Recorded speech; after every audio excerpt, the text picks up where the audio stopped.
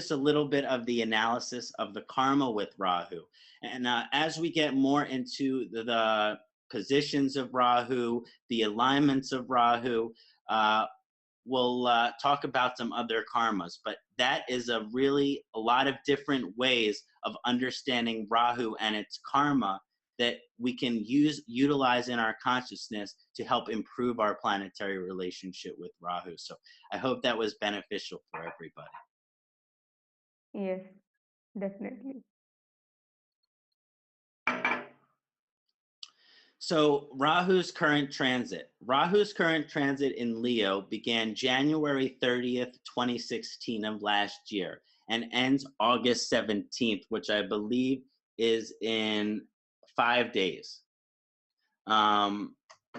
So this transit is at a huge shift, or it's at a huge cusp. And so it is very important. So this vibration is very significant because it is empowered by the cusp. In other words, we just went through a lunar eclipse not so long ago. And if you were looking at a Jyotish chart, that lunar eclipse actually took place certain degrees from each other. It was K2 and the moon eclipse, the south node of the moon and the moon eclipse. But when that happened, K2 was still technically in Aquarius. And the moon was still in Capricorn. But because of this cusp vibration, it is bringing so much energy to the next constellation that it's in, that the eclipse is still manifesting, even though there might be 5 degrees of separation in the chart. Rahu's upcoming in transit in Cancer begins August 18th, 2017, and ends March 7th, 2019. Now, it's very interesting when Rahu is in Leo and Cancer, because some of the ancient, so Rahu's 2 greatest enemy are the sun and the moon. Those are Rahu's 2's greatest enemy. And so Leo, the current transit, is ruled by the sun, and Rahu's upcoming transit in Cancer is ruled by the moon. So very, very, very enemy position for Rahu. Now, what does that mean as far as its manifestation? We can look at these qualities, and we'll also look at these qualities when we talk about the dignity.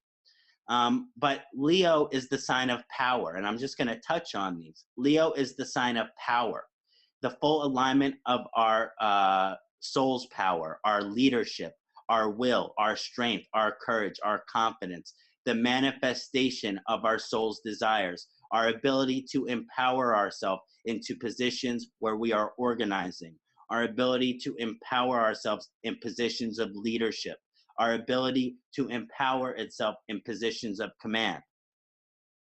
And then with Rahu being the shadow planet, being the dark side of the moon, creating deception, confusion, often associated with desire. So this desire vibration, this incredible, unquenchable desire, this thirst, is being conjunctioned with power, is being conjunction with leadership.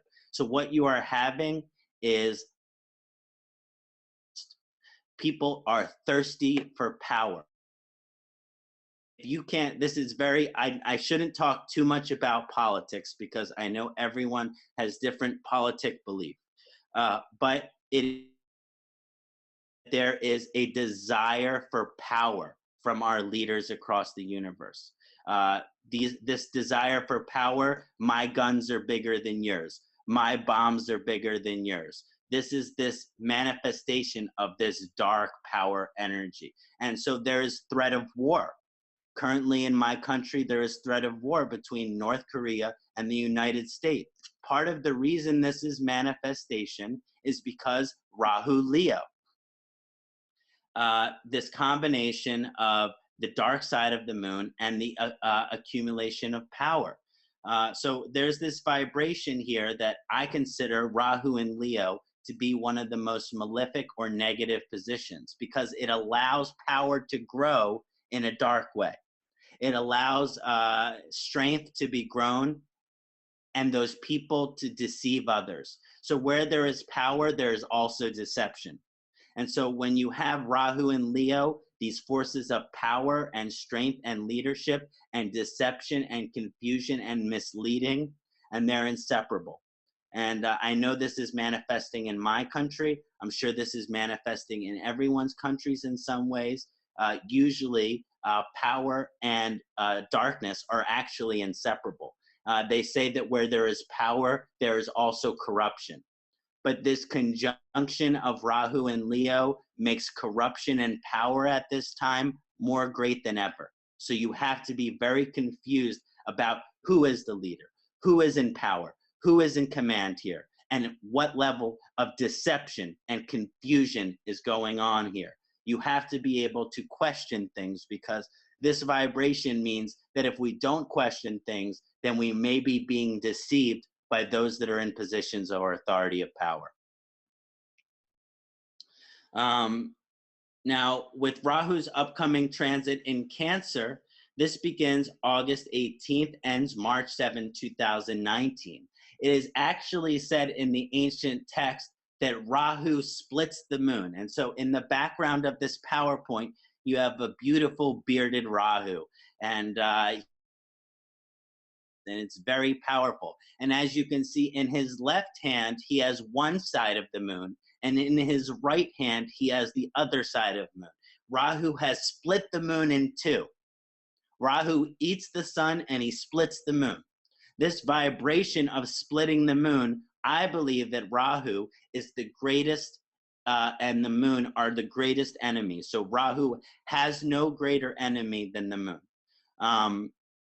Because Rahu splits the moon in two. There's a reason the rishis thought this thousands of years ago. And so we're in this current transit till the spring of 2019, March 7, 2019. And so as I will go into detail, I believe this to be the debilitation of Rahu. Now, there are other theories of which I've been educated about the debilitation, so I won't say that Rahu is only debilitated in Cancer, but I believe energetically, karmically, Rahu to be heavily debilitated in Cancer. Cancer is the sign of the emotion. Cancer is the sign of feeling. Cancer is the sign of love of the home and the family, of the connection to the home, connection to the mother, sympathy, empathy, and compassion. It's our emotional. It's the space between our mind, the manas, and the heart. That space and the relationship and the connection between the two. Rahu, being deception, confusion, all of these dark shadow vibrations, is heavily malefic on the emotional paradigm. Rahu in Cancer is one of the most malefic conjunctions because, as we mentioned with the Rahu karma, it makes you worry, be nervous, be anxious about all of these aspects of life, which we have no control over. But if Rahu is in Cancer, you feel that so strong, it makes you want to cry. If Rahu is in Cancer, this aspect of the worry, it is affecting your emotion. You are depressed. You have anxiety attack.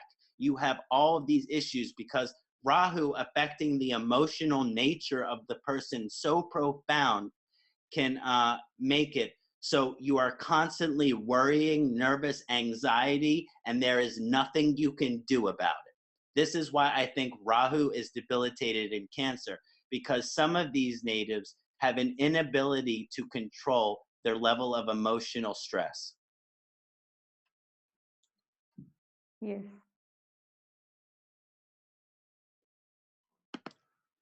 So now we'll talk a little bit about Rahu and planetary dignity. Now, as I mentioned a little bit earlier on, there's some controversy.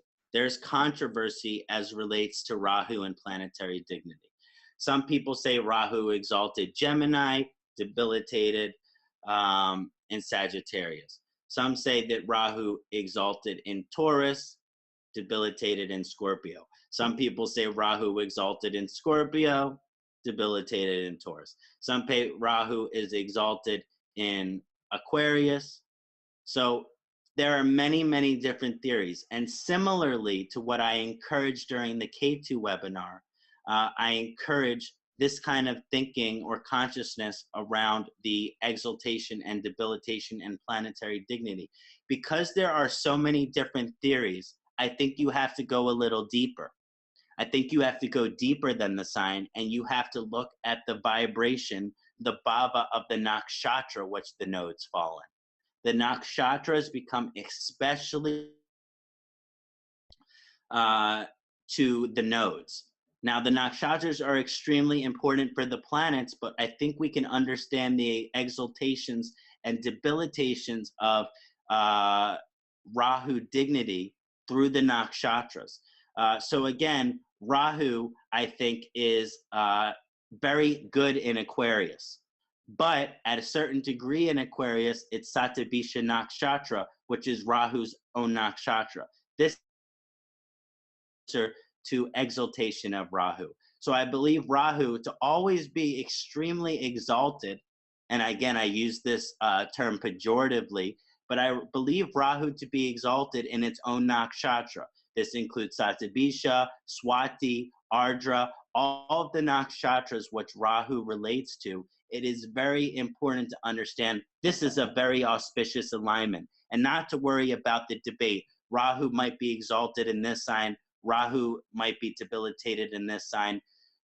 Let's not worry about this debate as much and look more at the vibration of the nakshatra which Rahu is in.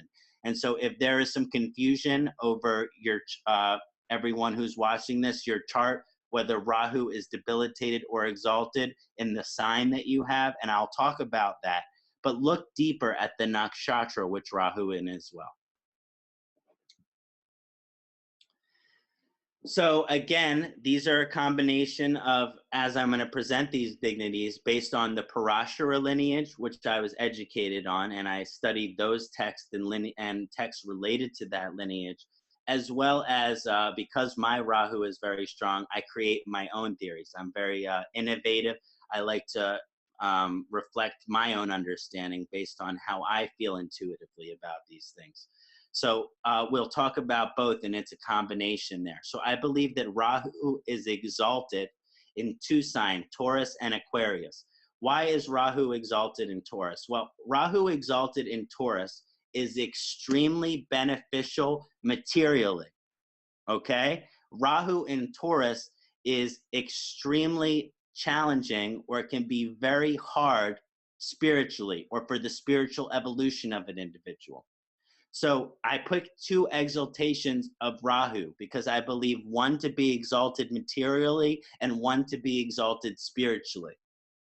So when you look at the material exaltation of Rahu in Taurus, it's important to note that Rahu only has two friends, although some people believe Jupiter to be a friend of Rahu as well. But because of Guru Chandal Yoga and the karmas as relate to it, I believe that to be a neutral relationship like Mercury. I believe that Rahu's true friends are Venus and Saturn. And so Rahu has a certain auspicious vibration and when it's in Venus sign, because Rahu is friend with those planets. And so they work together often, and they are often manifesting similar lessons as well. When you look at Rahu in Taurus, Taurus is the sign of accumulation. Taurus is the sign of possession. Taurus is the sign of the accumulation and the possession of the material world.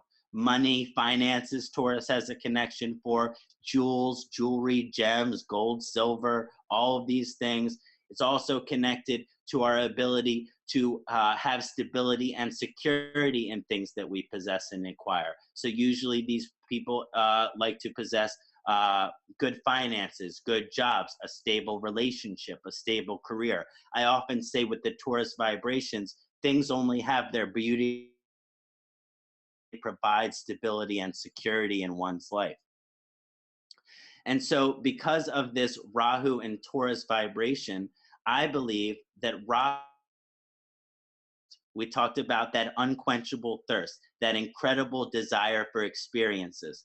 And so this conjunction of Rahu and incredibly, let's say, predisposed, incredibly aligned to this potential of the full manifestation of their material wealth, their ability to possess and acquire. And because this desire for experiences, because this thirst for accumulation is very strong and often considered exalted position for Rahu, that those that have Rahu and Taurus have this great potential to achieve profound financial and material success.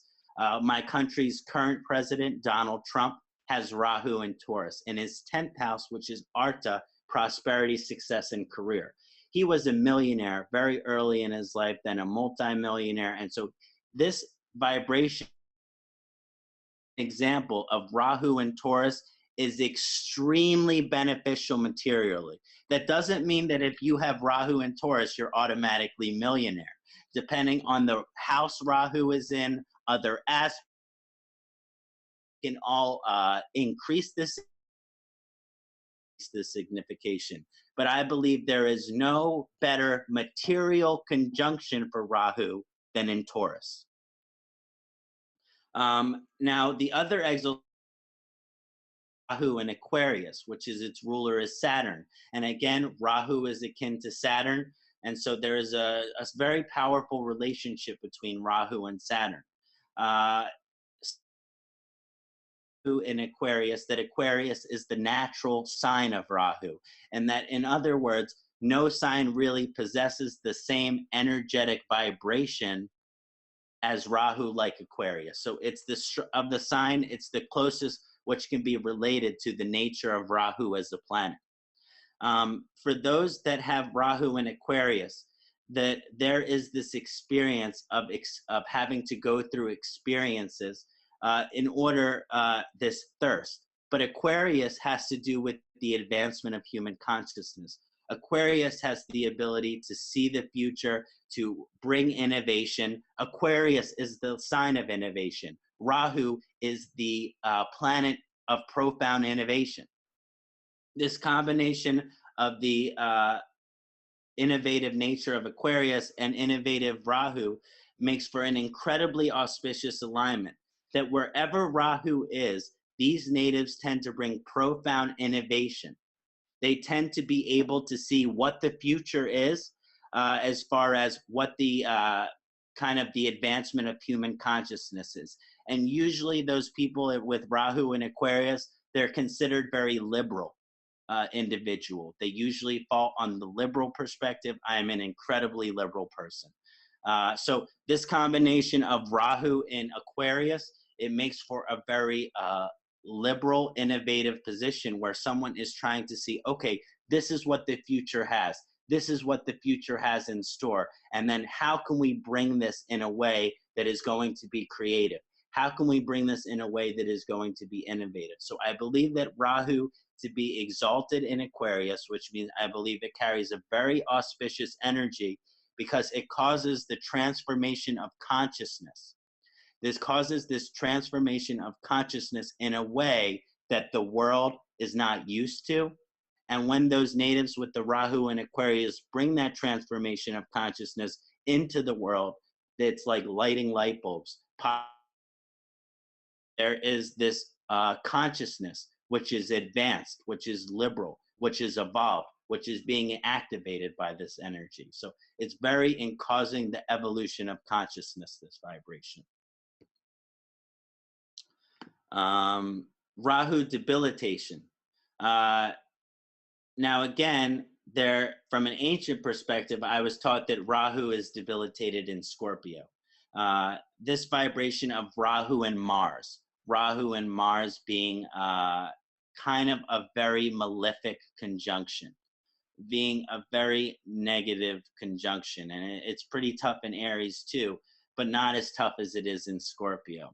One of the reasons this is because Scorpio is about putting action and energy to those things which we are curious about, to those things which we don't know about, which is those things which we are uninformed about. Mars, its ruler, is the planet of action and energy. And so Scorpio is this investigation of these things with action and energy, which we don't know about, which we are curious about. When you combine the vibration of Rahu, which is the dark side of the moon, which is deception, which is confusion, which is craving, which is desire, which is thirst, you are constantly putting desires and cravings and dark, shadowy vibration into action. Mars is already a tamasic planet. Rahu is a tamasic planet unless it is held by higher spiritual vibration. And so when Scorpio has this action and curiosity towards certain things, and Rahu is making that tamasic. So I believe this to be a very inauspicious or a debilitated alignment, because usually these people are be attracted to things that are not necessarily positive. Again, there is a higher side of these things of Rahu and Scorpio. Some natives with Rahu and Scorpio, they find very non-traditional thinking, and they kind of innovate towards that non-tradition. But the issue with that is that usual non-traditional thing, it's a very extremely small minority of things. So they completely eliminate themselves from society. This can sometimes happen.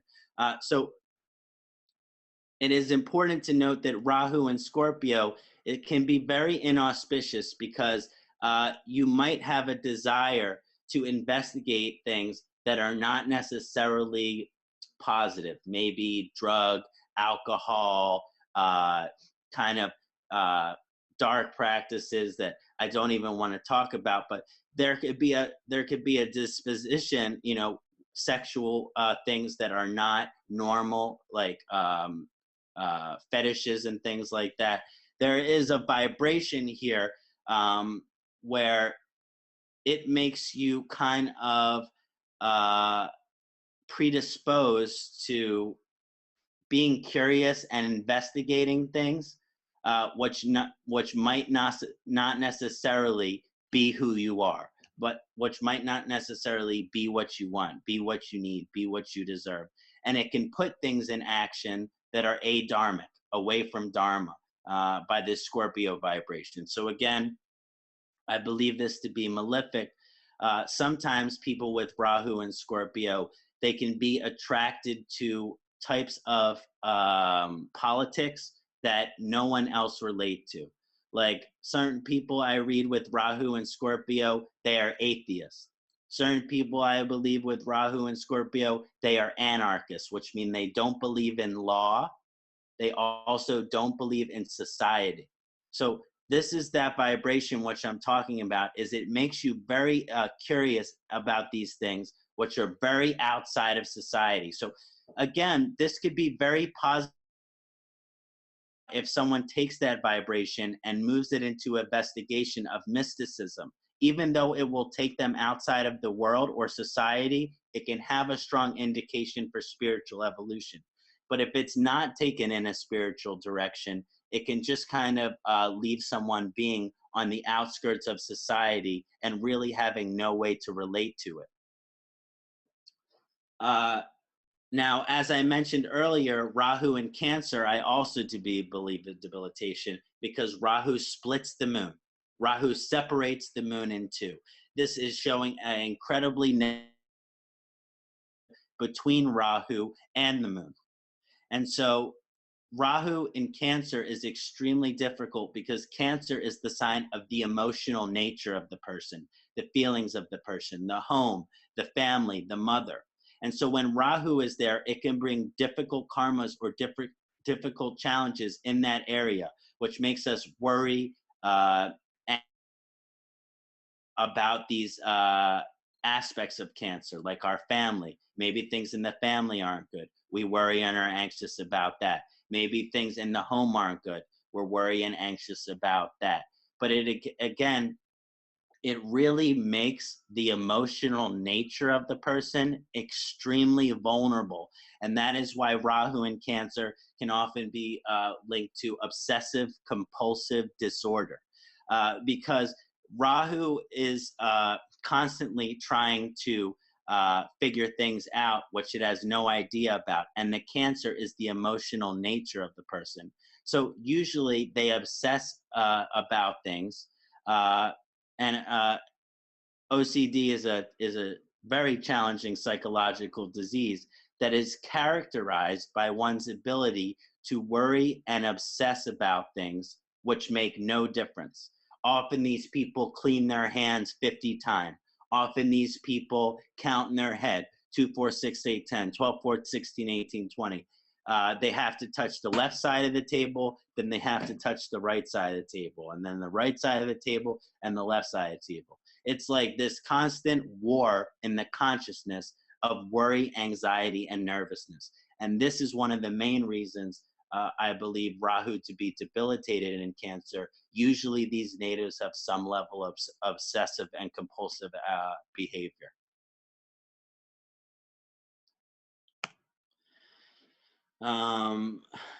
So talking a little bit about more auspicious dignities, we're going to talk about Rahu in Gemini, and we're going to talk about Rahu in Virgo.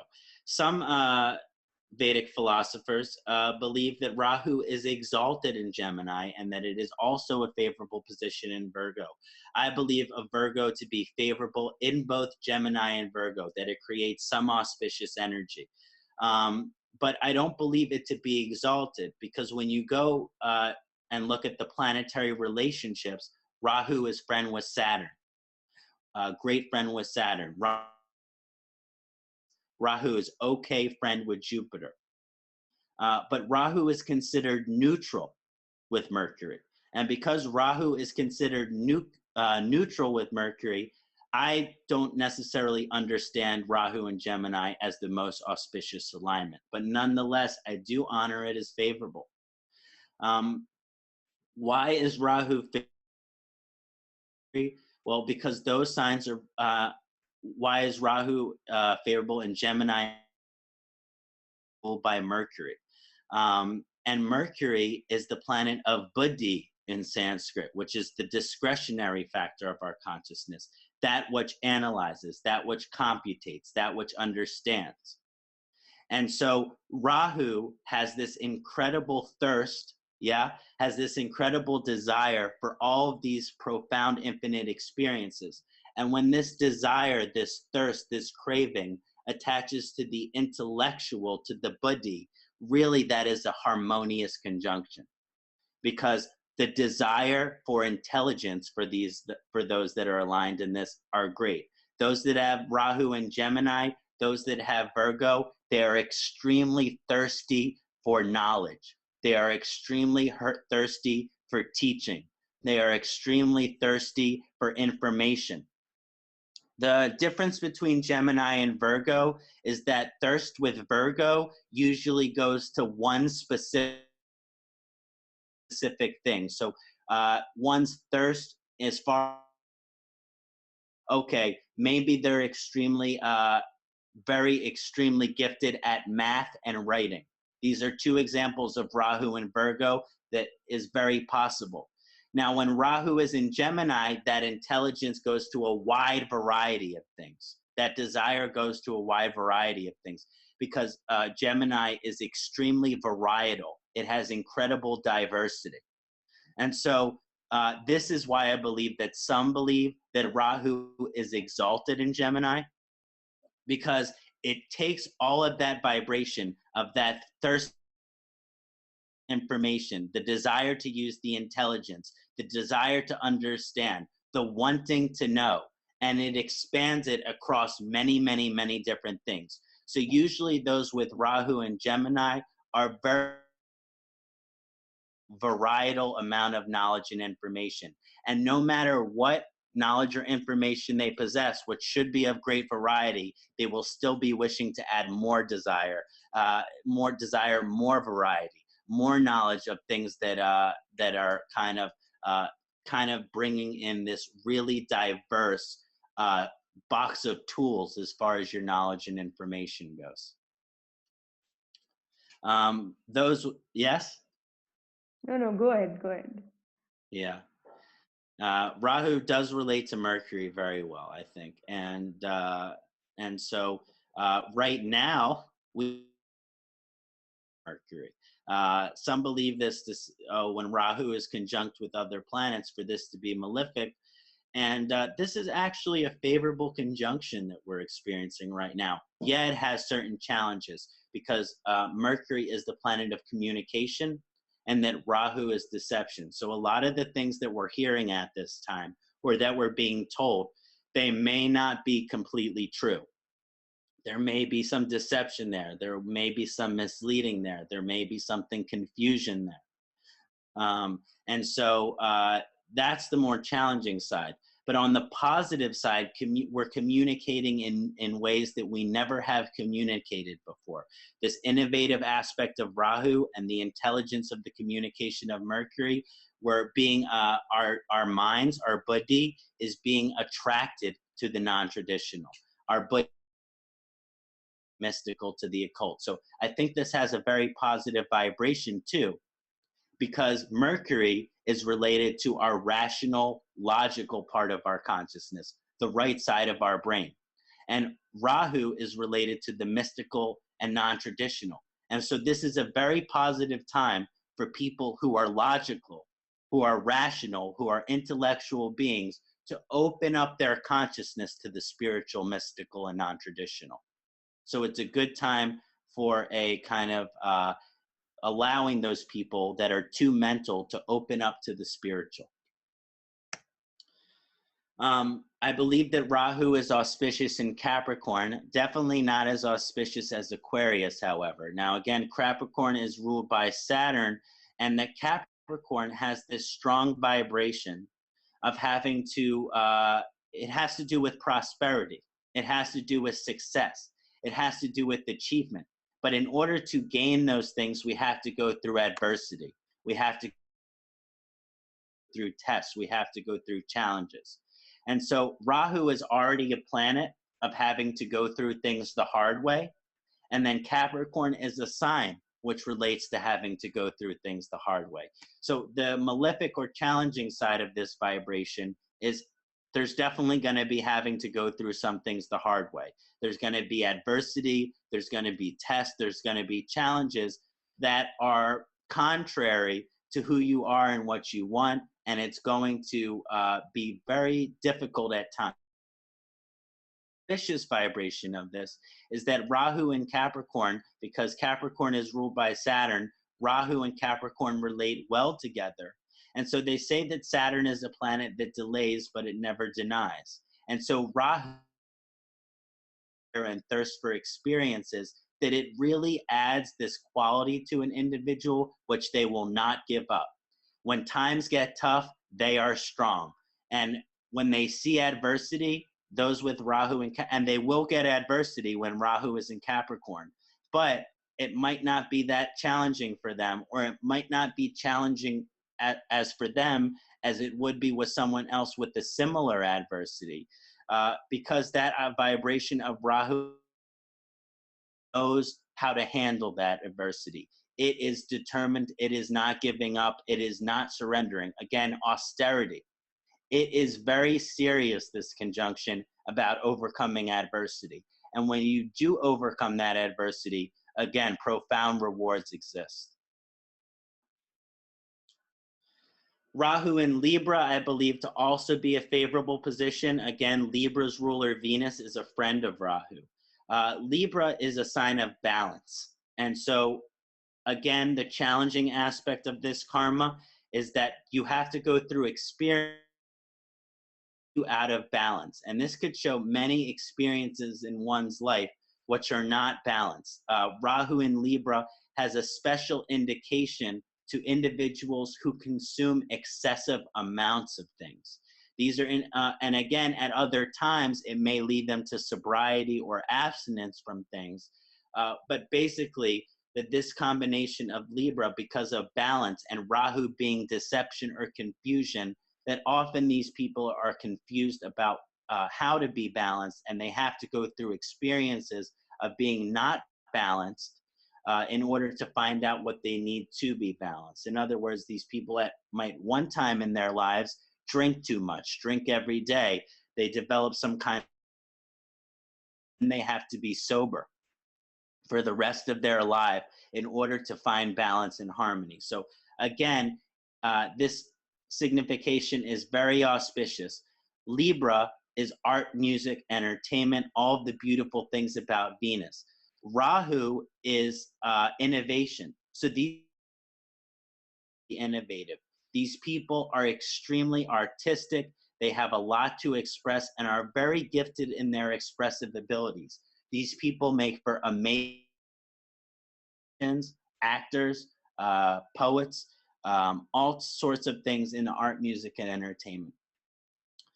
There was recently a great musician here in the United States named Chester Bennington, and he was the lead singer of a band called Linkin Park, very popular in the year 2000 and on. And I loved this band when I was younger. And recently, he had actually committed suicide. About 4 weeks ago, he took his own life. It really conveys Libra. He was a Rahu Libra Lagna. Okay, so these Rahu Libra vibrations were with him his entire lifetime. Now, he was an extremely gifted musician. His voice so beautiful, he could sing like an angel. And oftentimes he did sing with a very beautiful, feminine, angelic voice. Also, because of Rahu, if he wished to, he also can sing like demon. He sings in a dark voice, and he yells and he screams and he's throwing his head around and everything. So this is another vibration too, which is that artistic expression because of Rahu having a dark energy, having a shadow energy. But the Libra vibration also showing this great beneficial artistic light vibration. So he often fluctuated in his singing as far as being in a very light, almost feminine voice, and being in a dark, demonic, masculine voice. So he kind of went in these two realms, and that shows the Rahu and that shows the Libra. As far as the content of the music, it was a lot about life being very challenging, going through many experiences that are challenging, like Rahu, and overcoming those challenges and seeing the beauty in it, seeing the beauty in life, seeing the meaning in life, seeing the value in life.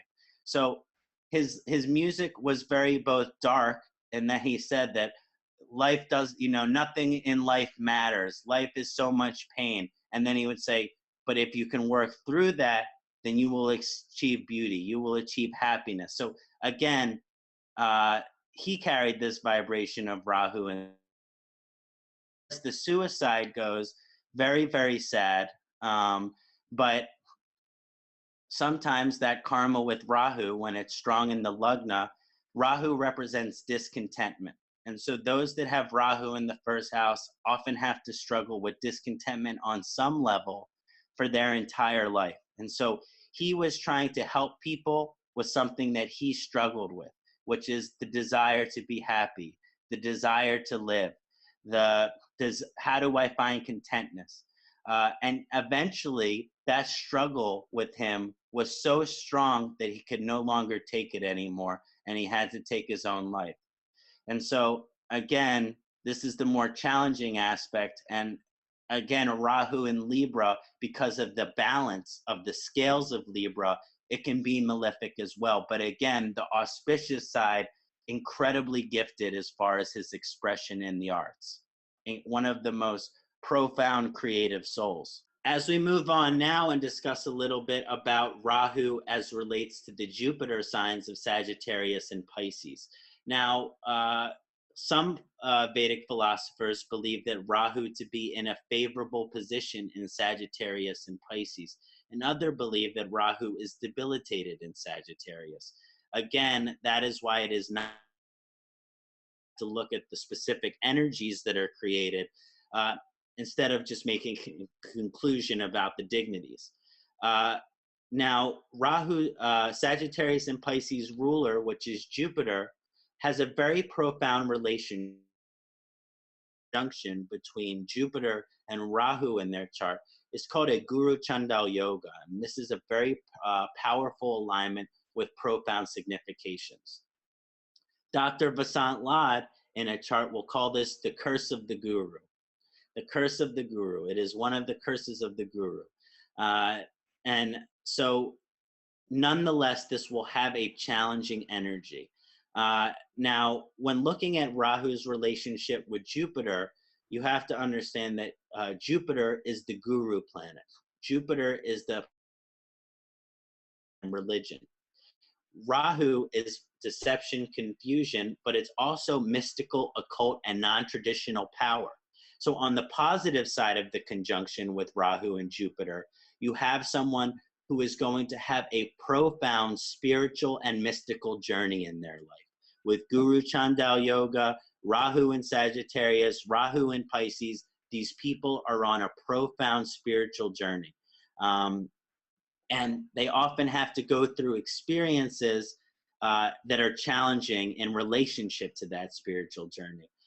Because the Jupiter is the guru planet, often people with Rahu Sagittarius, Rahu Pisces, and Rahu Jupiter conjunction, these people are deceived spiritually.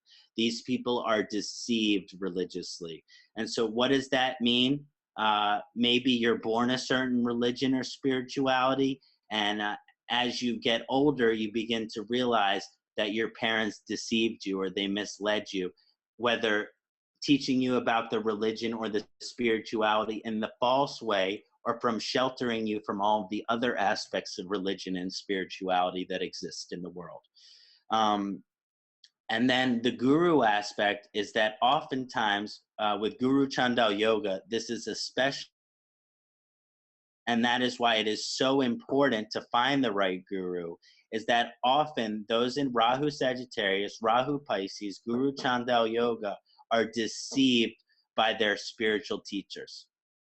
Often you hear these horrible stories of these gurus, of these teachers that are supposed to be spiritual leaders, and then eventually they're taking physical or sexual advantage of their followers.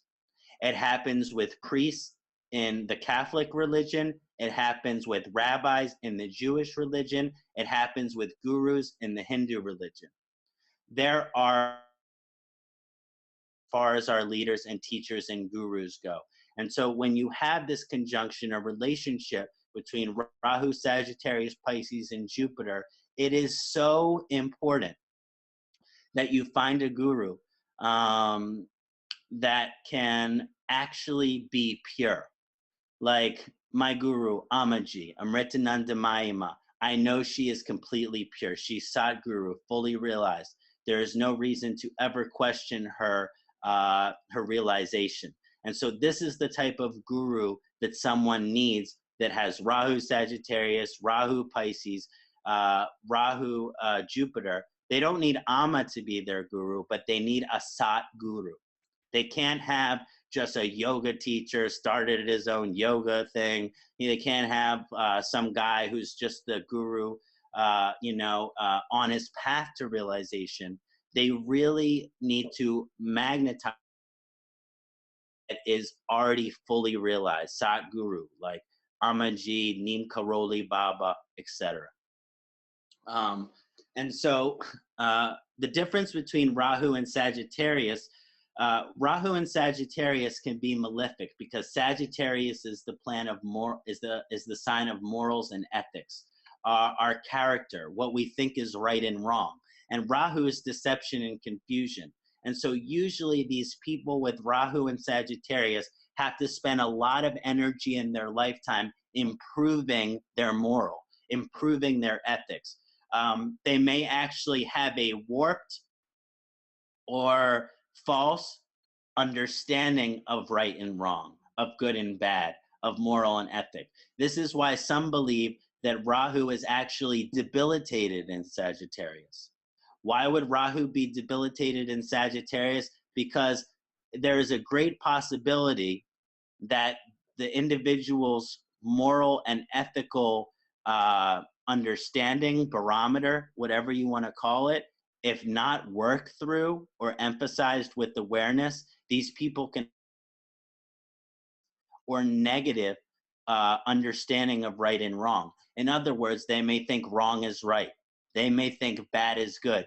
And they might commit theft. They might commit attack of violence. They may commit something that we know, for those that have morals and ethics, are wrong, but because of this challenging karma, they are deceived.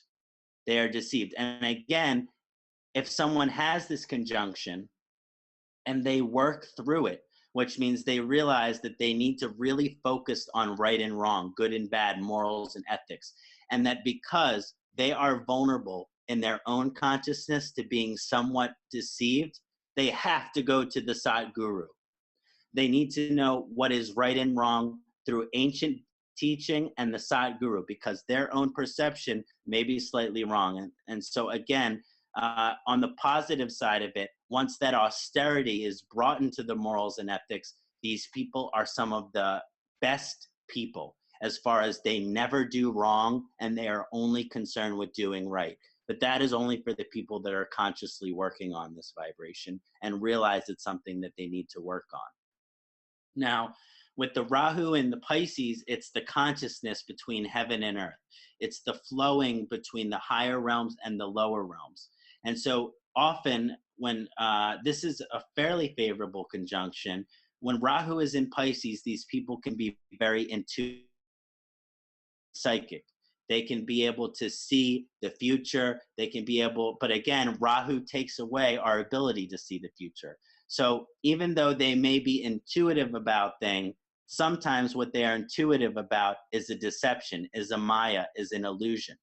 So they have to understand that although they are inherently gifted with psychic and intuitive abilities, they must filter out the ones which they have to filter them out to understand, okay, just because I'm feeling this intuition doesn't mean that it's truth.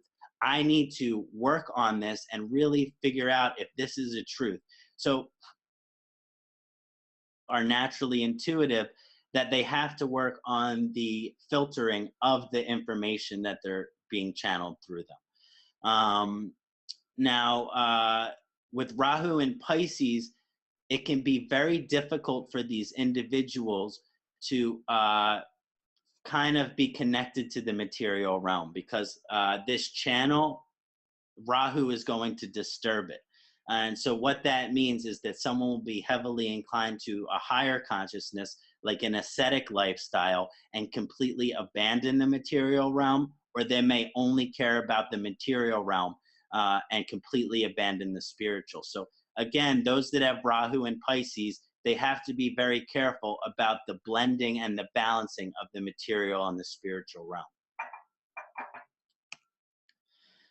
A little bit about some inauspicious dignities. As I mentioned, Rahu has an enemy relationship with Mars. And when Rahu is in Aries, it can be very challenging because, again, Rahu in its proper evolution of its karma is teaching us how to live in the moment, how to live one day at a time, how to live one moment at a time. And Aries as a rushy vibration is about action, is about energy, is about getting things done. I always say with Aries, if there's something done, then Aries has to do it. So if you combine that vibration with Rahu, you're always going to think like you have to get something done. And the truth is there's some deception and maya and illusion as far as that need and want and desire to get everything done. So you have to be careful that even though you're desiring to get everything done and to do all of these things, that there is some vibration where those things that you're doing, if you're doing everything you have the desire to, then eventually, A, this will cause exhaustion, but B, some of those things that you're doing, because there is an impulse control difficulty with people have an impulse about something, and because of that Aries vibration in Rahu, they have to act on the impulse very clearly. And so when we act impulsively without properly filtering out things, this can cause all kinds of chaos and destruction in our lives. A, we end up doing things we don't want to do. And B, there's not as much reflection or intention that goes into the action. So there's not as much power behind it. So with that austerity as relates to the Rahu, these people get a great amount of benefit as far as filtering, as I mentioned, filtering what that desire for advancement is. If there's something, if you have the desire to do something, which should be constant because of the Rahu and Aries, there has to be a reflection process. There has to be an introspection process of, okay, is this thing I want to do, is it coming from a place of impulsion? Is it coming from a place of compulsion? If it's not, then it should be a positive energy to take. If it is coming from a place of impulsion or compulsion, usually best to wait till that energy moves on. We talked a little about this with the current transit, but I also believed Rahu to be inauspicious. Put this under the slide relating to the debilitation, because just like Rahu splits the moon, he's hungry for and he eats the sun, which means the light of the sun can't shine because it's in Rahu's belly. And so often an illustration of Rahu, because it's thirsty and hungry for everything, sometimes the sun sits in the belly because Rahu has already eaten the sun. This vibration of Rahu and Leo, these natives have to be careful about their too thirsty for power. They're too thirsty for success. This is to the ego. In a sense, these people may have very large egos. Now, if they're conscious, they see this vulnerability to thirst for power, to thirst for ego, and they realize that usually this means that you are meant to have a position of power. And so this conjunction, if you realize there's too much ego, there's too much thirst for power, then you take all of that and you use it in a positive way. If you know you're going to be bloodthirsty for power, if you know you're going to have a huge ego, then you should be a leader for the people. If you know you are going to be those things, then the best thing that you can do is selflessly serve the people. And so on the positive vibration, they take that power, they take that desire, and they use it to help others. That's the highest vibration as Rahu and Leo, is to take that power to serve the people, to serve the community, to support the Sangha. But on the malefic side of that expression in Leo, these people are real power-hungry, selfish beings. So that's a little bit about the dignity as relates to Rahu, and it's a good way of understanding how one's karma in own chart, depending on the position of Rahu, might be influencing the karmic nature of Rahu. Now that we discussed that, I'd like to talk a little bit about how we are to improve the planetary. I really hope that the explanation of the karma of Rahu, as well as understanding its manifestation and its different planetary dignities, can be very helpful in us improving our planetary karma through our consciousness, through our awareness. There's no better way to improve a planetary karma than through our consciousness. It starts there, and that is when it manifests through our actions. And so the whole earlier part of this reading was to understand Rahu's karma, and hopefully that to improve your individual karma with Rahu through the paradigm of consciousness. Now we're going to be working on specific practices in order to improve Rahu karma. Let's first talk about ancient remedies. So Rahu's strongest day is Saturday.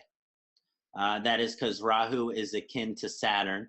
And so we are doing this webinar on a Saturday, and that is very auspicious. Rahu is very strong on a Saturday.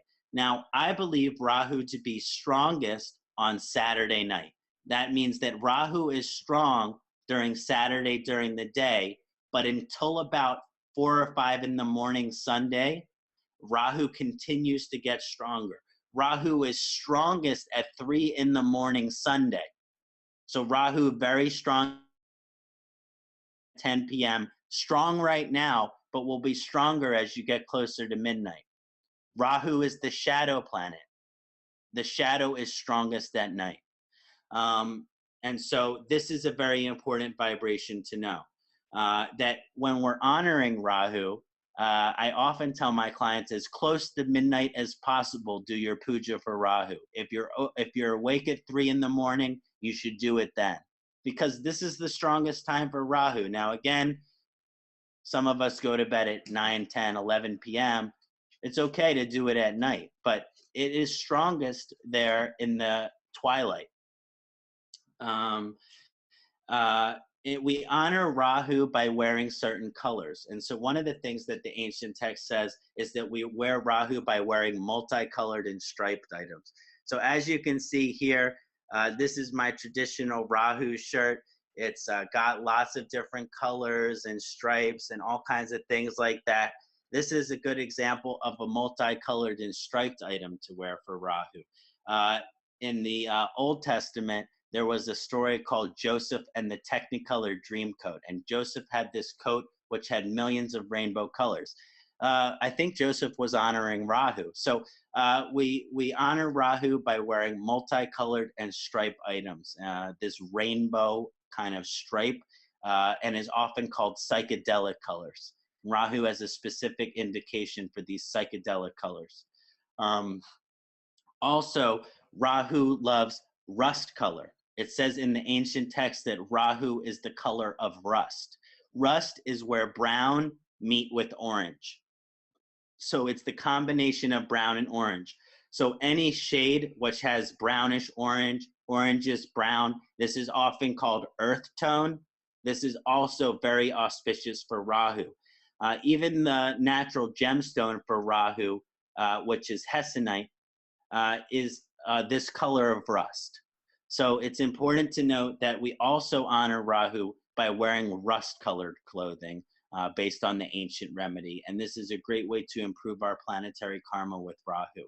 Just through the clothes we wear, it does empower that vibration and protect you from its malefic or inauspicious energies. So I think that the rainbow multicolored stripe thing is kind of like this rainbow light protecting you from the deceiving dark, often darker effects of the Rahu vibration. We also honor Rahu through the gem moldavite and hessonite. I'm currently wearing now a moldavite pendant. This is moldavite, and this is a newer gemstone, so this could also be considered a contemporary practice. But what happened is there was a meteor or an asteroid, and this meteor crashed into the Czech Republic. And when that meteor crashed into the Czech Republic, it shattered and the stone turned green. And so that's where the moldavite come from. And so there, remember, we honor Rahu by foreign and exotic. And so there is nothing more foreign and exotic than something outside of our planet. And so the fact that something come from outside of our planet crash in here, I think, and it's very interesting because a lot of people ages 18 years old to ages 30 in America, moldavite is their favorite gem. And I think that is very interesting because usually at that time, you're really figuring out who you are and experiencing who you think you might be. And it's this kind of natural Rahu vibration. So I believe that that meteor came down here to offer us the moldavite to help improve our karma with Rahu. So I really also emphasize the moldavite as well as the hessonite as the two best gem for Rahu. It says in the ancient text when making Rahu gem work that it should be panchadhatu, which is 5 metals. So it can either be a fusion of 5 different metals or 5 different metals made into a ring. This is usually gold, silver, copper, tin, and zinc. These are the 5 metals that are commonly used in the panchadhatu. Now, it might be hard to find a metal worker, especially if you're outside of India, that is used to making panchadhatu settings. So I usually say that when working with Rahu gem work, it is supportive to wrap it in as many metals as possible. Commonly in the West, the metals that are used gold, silver, and copper. So I always recommend when wearing a Rahu gemstone to wrap it in at least gold, silver, and copper. This will be very favorable as far as activating its full energies. So that would be beneficial as well. For Rahu ring, because it is akin to Saturn, it should be worn on the middle finger. I am someone who is of the theory that if it's in an auspicious or favorable position and you want to empower that, you wear it on the dominant hand. If it is more malefic and you want to reduce those malefic expressions, you wear it on the non-dominant hand. And often our karma with Rahu is challenging or malefic. So I very often recommend that Rahu be worn on the middle finger of the non-dominant hand.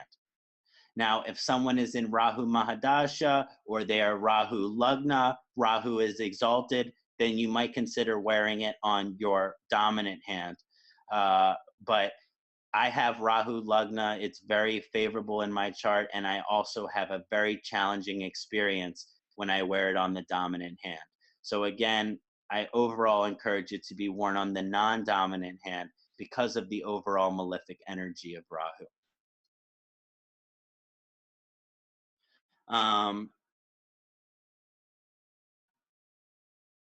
Also in honor of Rahu,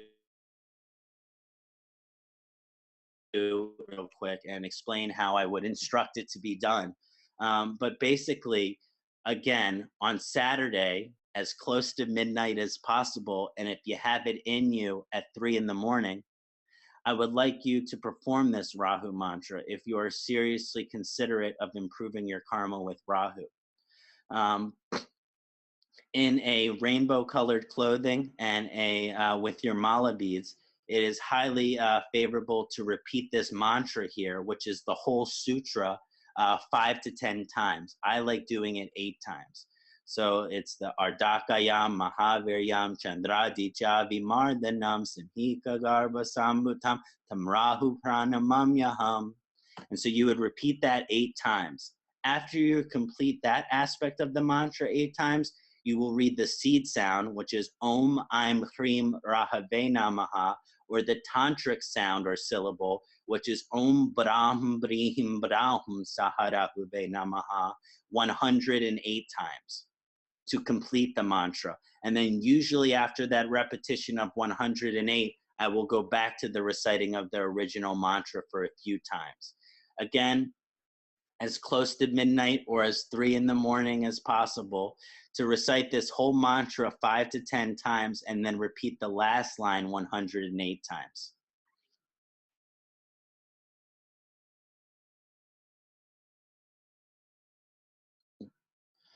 Okay, so those are the remedies that are in every recommendation in order for how to improve our planetary karma with Rahu. There are other remedies, but I like to focus on something simple that is ancient and consistent, that is not superstitious. I am a not particularly superstitious individual, and I believe that these remedies, although ancient, are extremely grounded and rooted in reality. And so I believe that these theories to be not only easy and enjoyable to employ, but amongst the strongest as far as the ancient remedy for Rahu is concerned.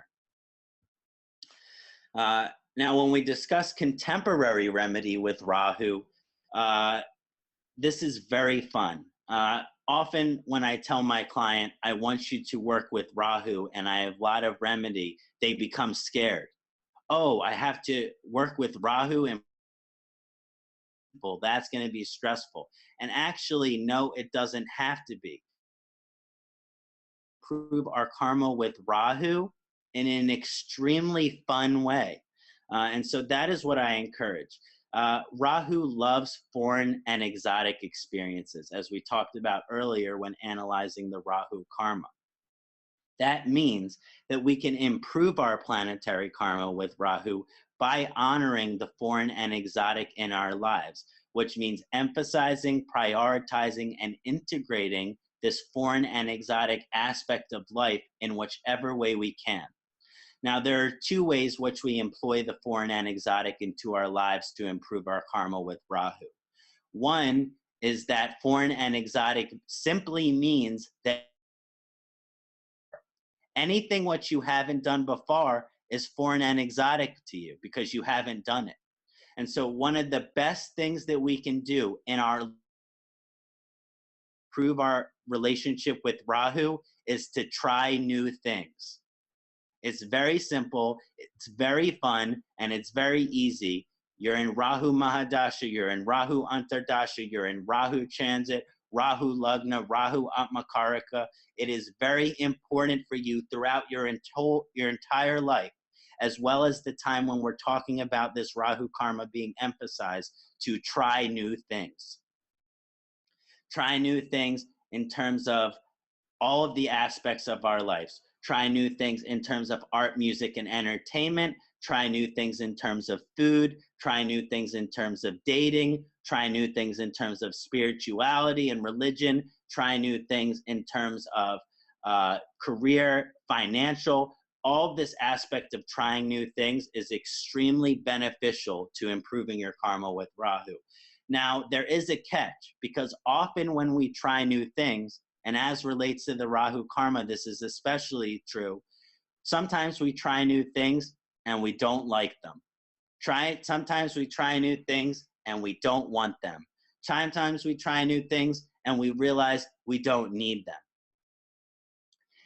It is important, as you try new things in order to improve your planetary karma with Rahu, that at the same time as trying new things to improve your planetary karma, okay and willing to make mistakes. You cannot be trying new things if you are not okay and willing to make mistakes as part of the process. Because the truth is, some of the things you will find you will not like. Some of the things you will find you will not enjoy, but that cannot stop you from doing them. Often our karma with Rahu gets stuck because we don't try new things because we are afraid we are not going to like them. But the truth is you have no idea unless you try. So it is very important, in honor of improving your karma with Rahu, that you try new things, but that you understand that it is okay if you make a mistake. Found with some of my clients that are not vegetarian, I say, go to a restaurant and order frog. You probably will not like it, but it is important that you try it. It is not about whether you like it or not. All that matters is that you try it. Some people will try it and they will love the taste of the frog, and other people it will make them sick. But nonetheless, in honor of Rahu, how to improve the karma, it doesn't matter whether we like the frog or not. All that matters is we try it. And again, this is only recommended for non-vegetarians, but it's just an example. Let's say you've never been to an electronic music concert in your entire life. Well, it is highly beneficial then to improve your planetary karma with Rahu to go to an electronic music concert. Maybe when you hear it on the radio, you think to yourself, oh, this is giving me a headache. I don't know how people listen to this music. It is so painful. But until you go to the concert and experience it for yourself, then you really do not know if you will enjoy it or not. So again, no matter what the aversion is, no matter what the hesitation is, it's so important that you try new things. This is one of the main ways we could improve our karma with Rahu. Also, foreign and exotic relates to things which are foreign or exotic or non-traditional in our lives, which again means anything that we're interested in, which was not initially shown to us early in our life, that these things which we are already, let's say, interested in or aligned to or curious about or have an affinity for, these aspects of life which are non-traditional and mystical, which we already have an affinity for. In honor of Rahu, we prioritize and emphasize these things in our life. I have always loved chanting. I learned some Sanskrit when I was 8 or 9 years old and was chanting mantra by teenager year.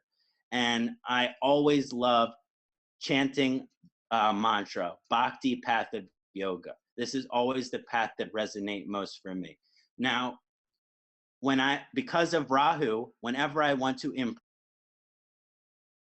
Rahu or honor Rahu or experience some positive karma in relationship with Rahu, it's helpful for me to chant. I've been chanting for very long. It was shown to me when I was fairly young, but it is definitely mystical and it is definitely non-traditional, as I was born in a Jewish family. It is definitely non-traditional, and so in honor of Rahu, I will constantly chant to improve my planetary karma. So it might be Ayurveda for a client, for a native. It might be Jyotish for a native. It might be Tantra.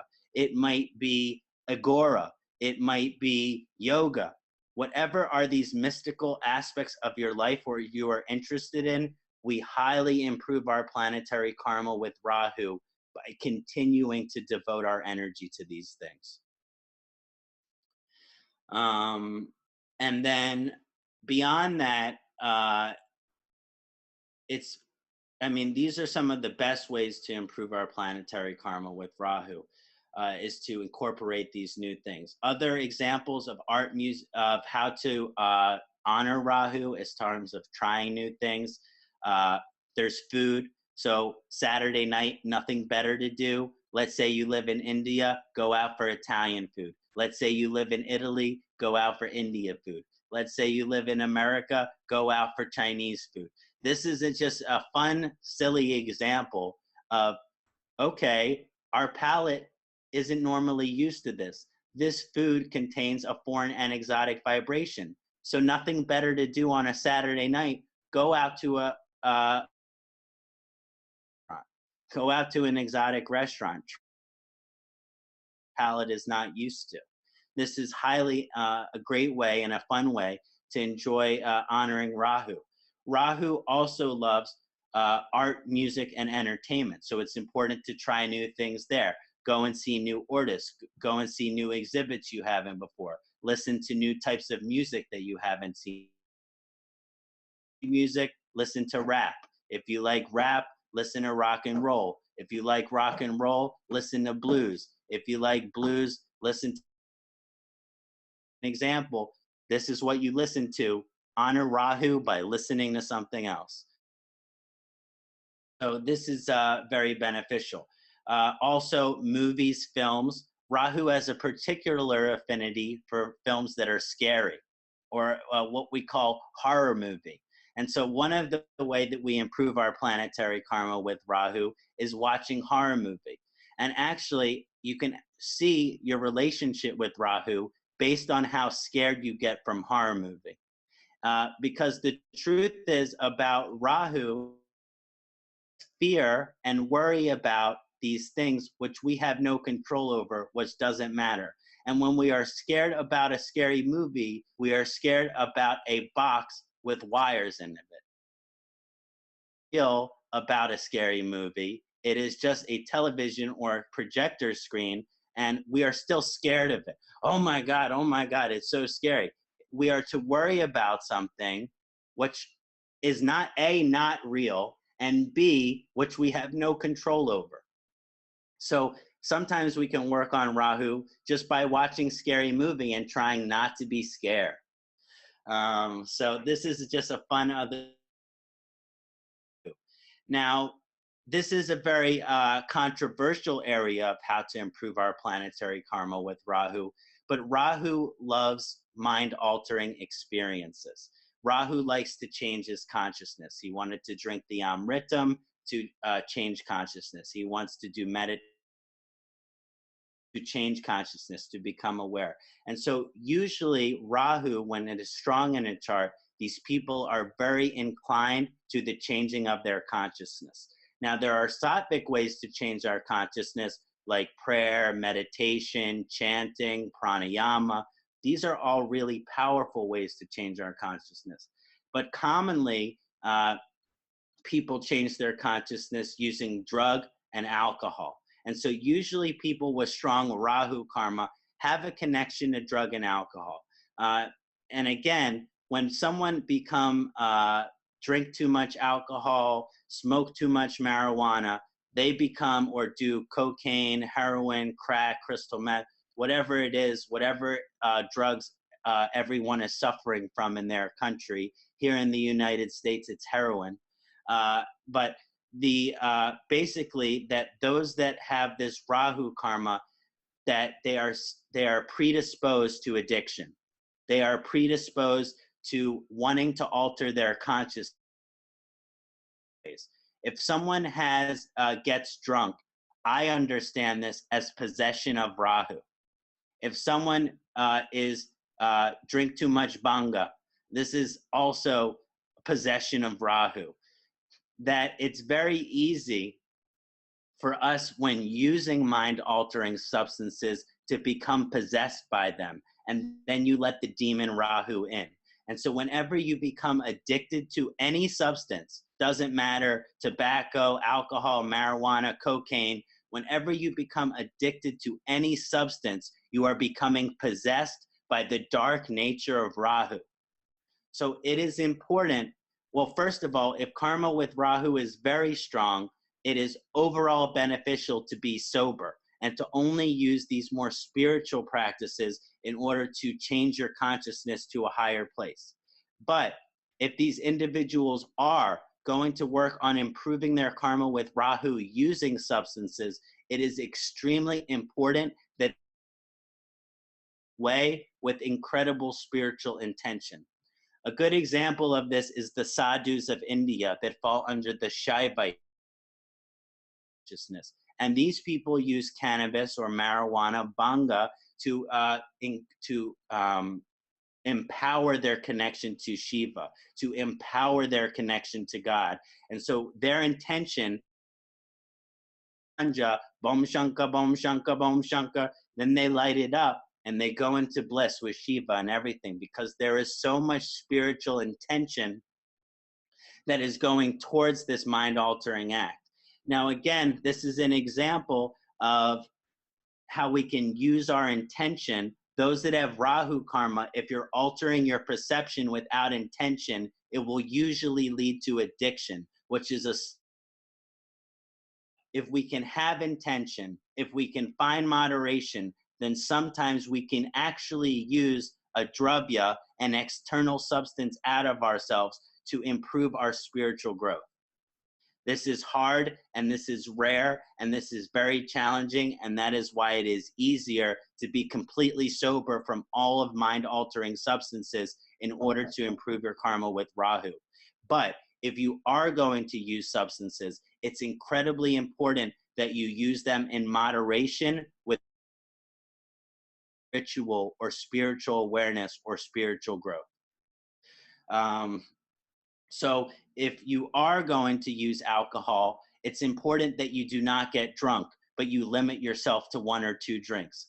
Maybe this is, you can understand as shaking hand with Rahu. You can see Rahu, you can understand the vibration of Rahu, but you do not necessarily become possessed by it. This shows that maybe you have a okay relationship with this aspect of Rahu. If you can take 1 puff of marijuana and then go into a 3-4 hour sadhana or practice in which you are chanting devotionally, that is also a powerful use of this thing in a spiritual way. But if you smoke an entire chillum or joint of marijuana and then go watch television, this is completely not spiritual. There is nothing positive about this, and you are only making your karma with Rahu worse. So again, just to summarize this, often people with strong Rahu karma do like altering their consciousness. It is best if you are completing